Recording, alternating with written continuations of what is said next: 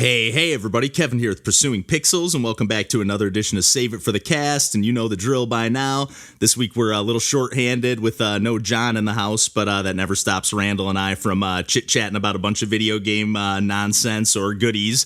In this case, this week we're really kind of leaning into almost one specific topic, which I feel like we never do on these Save It for the Cast conversations, or rarely do, I should say.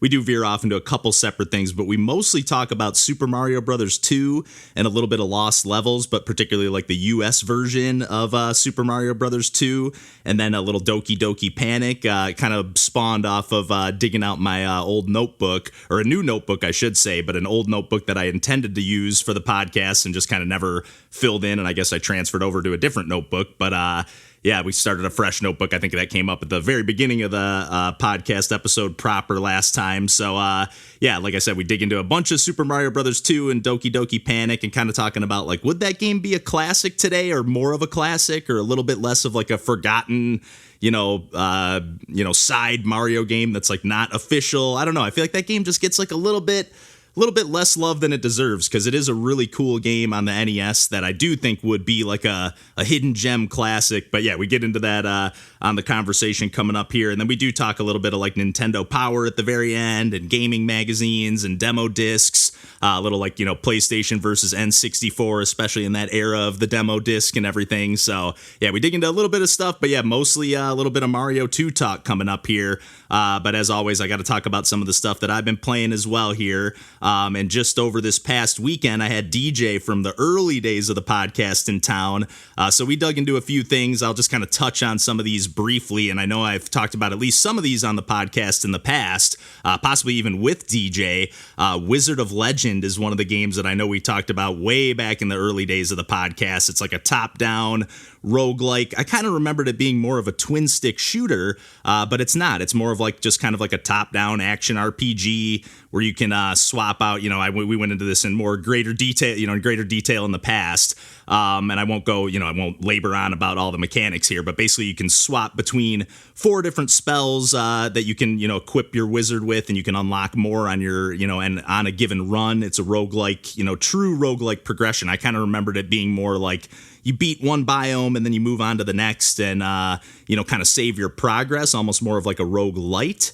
But that's not the case with this one. But we kind of had a feeling like, I think we can polish this one off, and it did come back to me, more quickly than I expected it to. Like all the mechanics and just getting right back into the action. And we did make it to the second to last final boss, like the final boss before you get on to like the the quote unquote Wily stages, if you will, if it were a Mega Man game. Although I think it's just one final boss. I don't think there's like a 2 separate dungeon levels before it like there are in the 3 biomes leading up to it, but it's still just a really cool game. They have released Wizard of Legend 2 at this point, and they kind of swapped out the pixel art presentation for more of like a 3D isometric. It kind of reminds me a little bit of like the perspective of those like Marvel Ultimate Alliance games or X-Men Legends. So yeah, it definitely seems like it's still more of the same. I prefer the pixel art graphics a little bit more, but DJ right away was like, oh man, I really like that 2.5D or in the full 3D look, but it's kind of 2D gameplay, I guess. So yeah, really DJ was kind of leaning more towards the newer game, although we didn't play that at all, just kind of checked out some video, a trailer and whatnot for it. But still, it was really fun to revisit that one. A little bummed we weren't able to polish it off, and it is more of a, like, to me, that game really screams co-op. It just, I don't know, I just have a little less motivation to see that one through on my own, even though it is a super cool game. And I have a little tiny itch in the back of my brain to polish it off now at this point, because we came so close, but I'm happy to kind of leave it there until I get another chance to sit down with DJ and do some more gaming. And then one game that we've never talked about on the podcast before, but we checked out for just a quick minute, and this is more of a competitive multiplayer game. It's called Heavy Burger, and it's definitely taken some influence, or it's like inspired by, I think it's published by Data East and everything, so it's got some Burger Time influence, and then, it's kind of a weird game. I keep saying influence, but it's really actually taking like some of these games from Data East. There's like 5 or 6 games that you kind of like play through. And it's also really interesting to see that this game is definitely pulling from some Nidhogg inspiration. The gameplay, not so much. Like, it's a top-down twin stick shooter, and it's almost like a capture the flag style mechanics. Like, there's like a, something on the play field, and one team has to grab it and take it to the other side, and that's where like the Nidhogg element comes into play. So you're basically playing on top of like another old Data East arcade game, or Data East. I don't know how you're supposed to say that.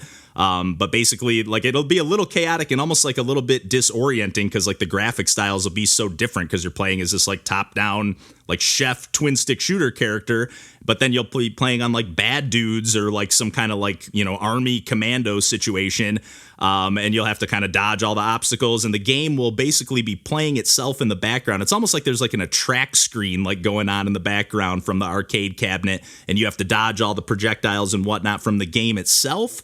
That's kind of playing in the background on top of the, the other team that's trying to, shoot you and take that little, capture the flag, item and take it over to the other side. And then basically you have to make a run through all of the 5 or 6 different arcade cabinets. So I think it always starts and ends on the same one. And then you can kind of shuffle up all the ones in the middle. I think there's 6 total that you play through on a given run. The only thing that kind of holds this game back is like, I wish there were just more arcade cabinets that you could play through in the background, unless there's some kind of unlockable system that DJ and I didn't scratch the surface of, which, to be fair, we only played this game for 10 or 15 minutes or so. But it definitely was a game that, like, even though we didn't get a ton of mileage out of it playing just one-on-one, I definitely think if we would have had a 2-on-2 situation and been passing the controllers around, or even had like a party with more people around and having people sit out, kind of like a round robin tournament or something like that, or winner stays in, loser gets knocked out. I really think we could have had a lot of fun with that one with a few more people in the mix. So still a really cool game, and I think it's only $5 normal price. I could be wrong. I might have nabbed it on sale for that price, but I know it's a super cheap game, and I was really, really happy to finally fire that one up, because I've had it sitting on my Switch forever and just knew, hey, this is a multiplayer only game, so I'm really not going to have much fun playing it by myself here. But I did play a couple other demos that I just wanted to give a quick shout out to, and a couple other games as well.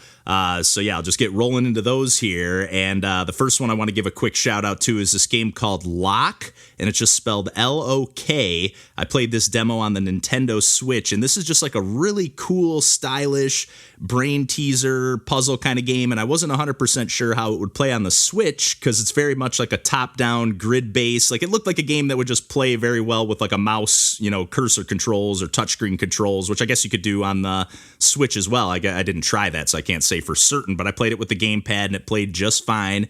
And it's basically like these top-down, like Sudoku style, grids, although they're not perfect squares. They can be like almost like a crossword style grid a little bit.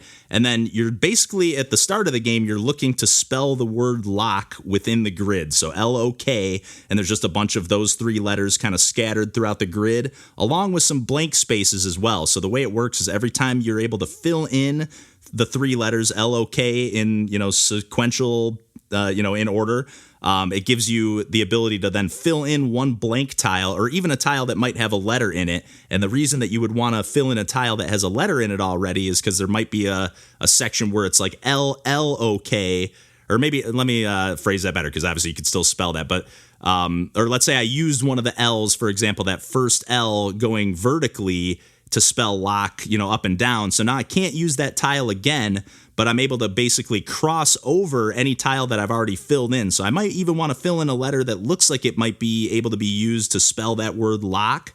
And I know this is kind of confusing. I'm going to do a terrible job of explaining this here. But yeah, you might want to, it just gets really tricky. Like at first it's very much like, okay, just spell the word and then fill in the 3 empty tiles after you spell it 3 times. But then they start throwing into the mix the word TLAK. So you're kind of like learning a new language here as well. That doesn't really make a ton of sense, at least not yet. I didn't play a ton of it, being that it is just the demo here. But then every time you spell that word, you're able to fill in 2 adjacent tiles. So I think they do have to be right next to each other. But yeah, you're able to see, okay, there's 2 like open tiles or 2 letters like kind of in the way here. But if I fill them in, maybe I don't want to spell lock, even though it is available to be spelled right in the middle, but I want to spell that TLAK, TLAK, or whatever, so that I can fill in the 2 spaces, because that's what I need to finish out the puzzle or whatever. So it gets very tricky very fast. Like I said, this is just the demo here, and I was already hitting some brain teasing moments, but still just such a stylish game. It's all black and white.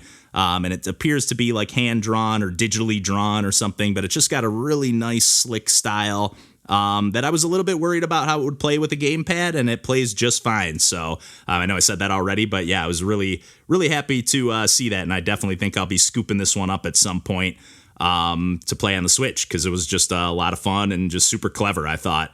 And then I guess I feel like I've just been rambling on here, so I'm just going to talk about one more game real quick. And to be honest, it's not like the greatest game of all time or anything like that, but it's called Downpurr.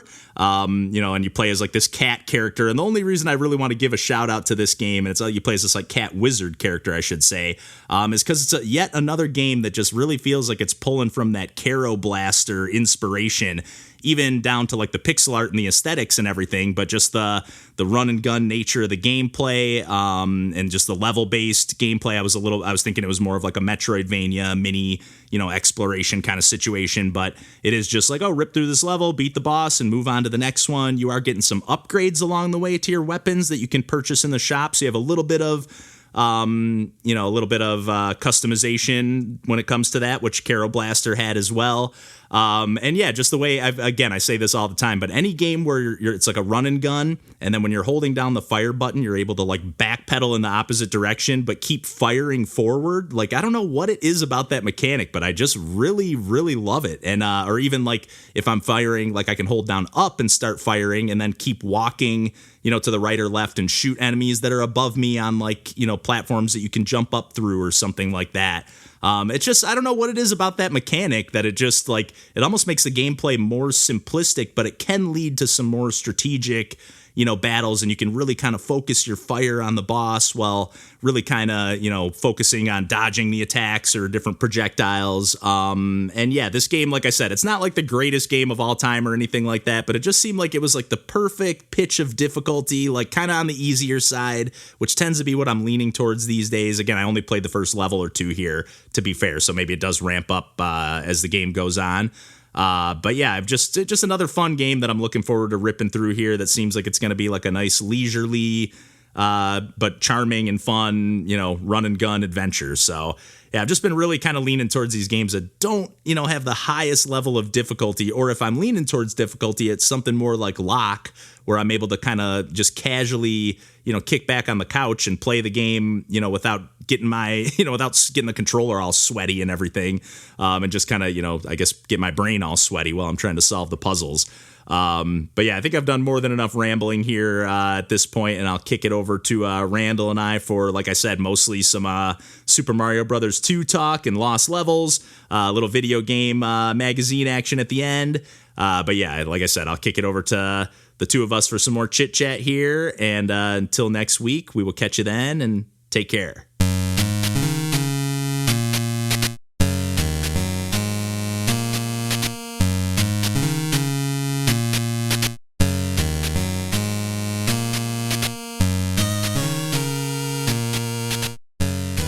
Say, I don't think I even got, granted it was, the time we grew up, but I don't think I got a game system, either the Game Boy or the NES, until I was 5, maybe 6, so that's wild. I think I was 7, I want to say. I've, for whatever reason, I have a vague recollection of getting the Super Nintendo for my 7th birthday. I had played games before that at like my cousin's house or other places, but same. That was definitely my first console that we owned. I know we had an NES, but in my memory we got it after the Super Nintendo. I feel like my parents got it when I was like, this is $100. Yeah, that wasn't too uncommon in those days either, because they would start slashing the prices of and the hey, older these games consoles. are cheaper or Totally. something like that. We can get these Nintendo games for a fraction of the Super Nintendo prices. Yeah, and hey, if you're getting some of those games, would still hold up even in the Super Nintendo context of things, For sure, especially if you're playing Kirby's Adventure, which is, that's like the stuff I had. I had it in the later.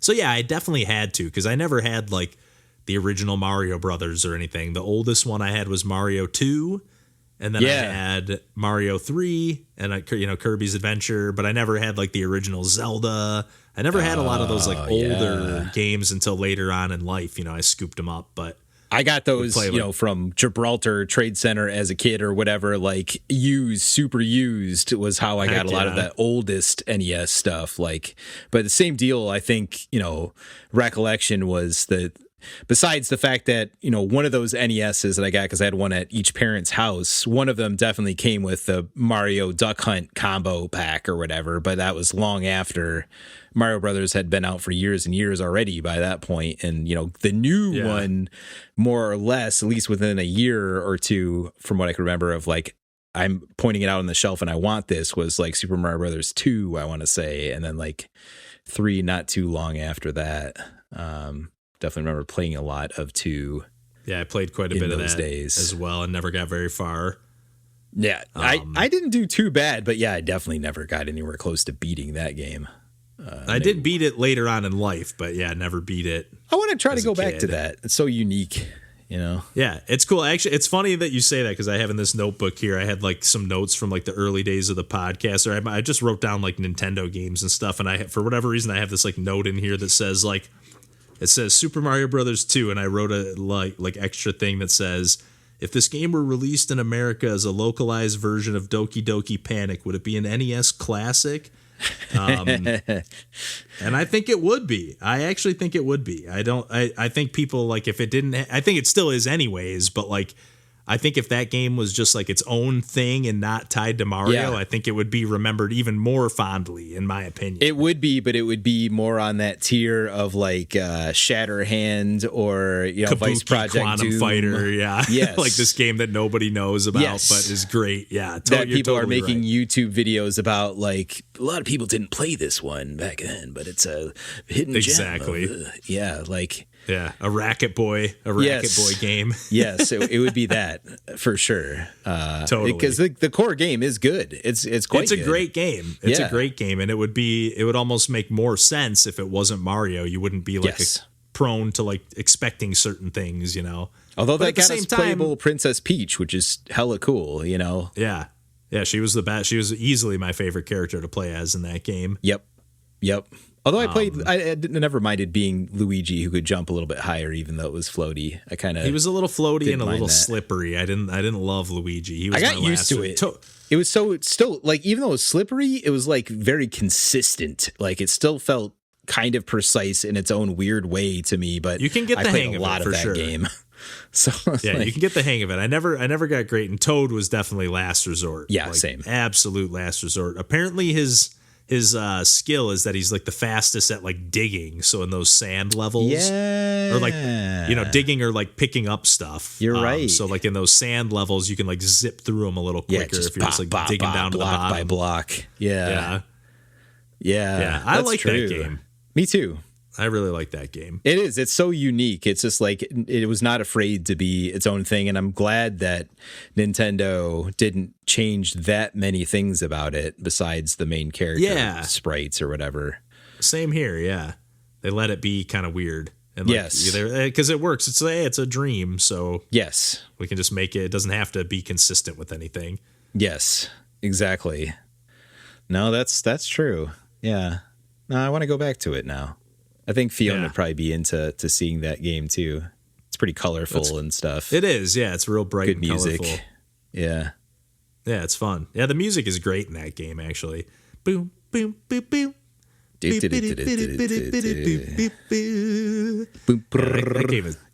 game is great. It is. Yeah. And still a handful of things that have carried, like the POW block. Although the POW block was from the original Mario Brothers. Right. I forgot about Mario that. Bros. Arcade. Yeah, that is so true. They kind of forced that in.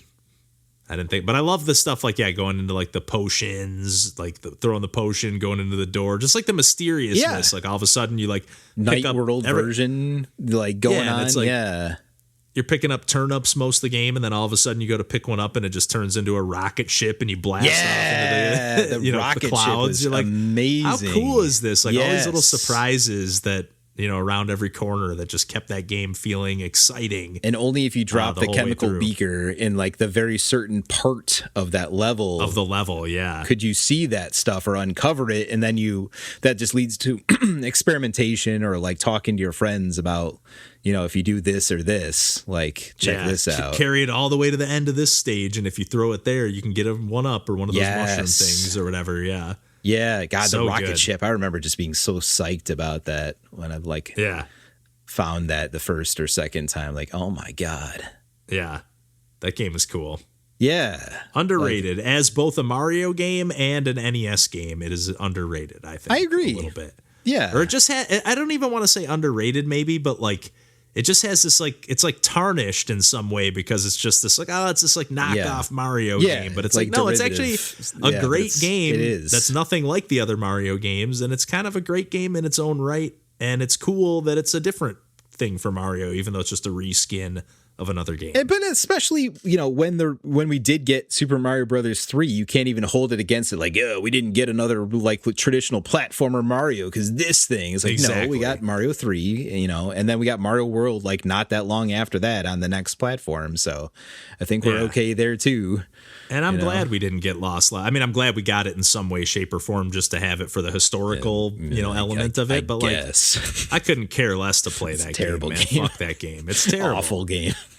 It's hard to believe that Miyamoto had a hand in that because it just feels so un-Miyamoto-like. Let's make the children cry now. They think they can just beat games in a day, huh? Okay, motherfucker. Yeah, let's make the most uninviting Mario game. It seems like a Mario game that was developed by Blockbuster, not by Nintendo. Correct. Yeah, it's just ridiculous. Strictly for the no. This is people say that retro games are all just rote memorization. You must try again and lose until you memorize every level. And to some degree that's true, but it's absolutely 100% true for the lost levels as broken unless you have it memorized. No, without a doubt. And that's bullshit.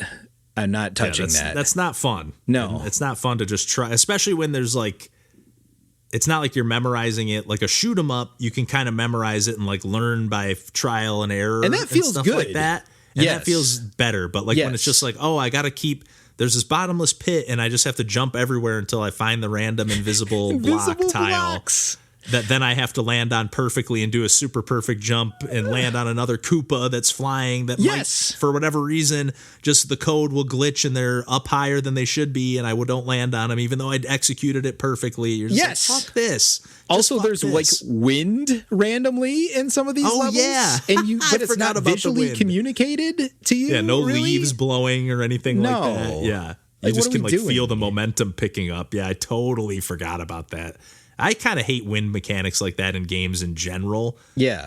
Or I find them to be typically pretty frustrating. Even I think Celeste has a section like that. And I find it to be pretty frustrating, or it can be. I just die a lot in those sections, I guess. Oh, for sure. Yeah, that game, it's just pure and utter bullshit. It's awful.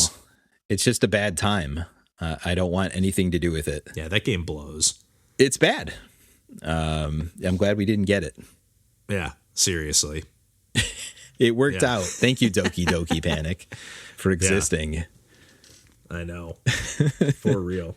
Also, the Super Mario Brothers 2 art cover is pretty cool. So yeah, it is. It is. Yeah. And that Nintendo Power cover was even cooler. That claymation thing. Yeah, that was the first Nintendo Power, wasn't it? One, I think so. Yeah. Yeah. Which I definitely didn't. I had Nintendo Power for a little while, but not Me too. in those days. I don't. Yeah, same. Yep. It was more the Nintendo 64 era that I had Nintendo Power for a couple of years. Oh, really? Primarily. Really? I did have it earlier than that. I would have assumed you had it before me just because you're a little older than me. But no, because I was a Genesis kid at that point. That's right. So I was going more like Game Pro or like EGM or stuff as a multi-platform magazine thing, more or less in those days. And then, some of the British stuff started coming into it, into the Nintendo 64 as you started touching into the Xbox and GameCube era about to be upon us, But yeah, it was a lot of EGM, Game Pro, those sorts when I could afford them. I kind of forgot. As a kid, in my head, I feel like it was only Nintendo Power was like the only gaming magazine, but that's just because that's what I knew. But obviously I knew there was like PlayStation Magazine. Yeah, but especially if you had a subscription, like that's always like just such an exciting thing as a kid. Yeah, it was. I did used to love that. Yeah. Yeah. And I was definitely jealous of anybody that had, especially once you got into the CD era of games, like they get the goddamn demo discs. Like, yeah, that was the downside of being a 64 kid that way, dang it. Demo carts. Yeah, and then I didn't have a Dreamcast because that had a lot of demos too until later on. Like, yeah, that's a good point.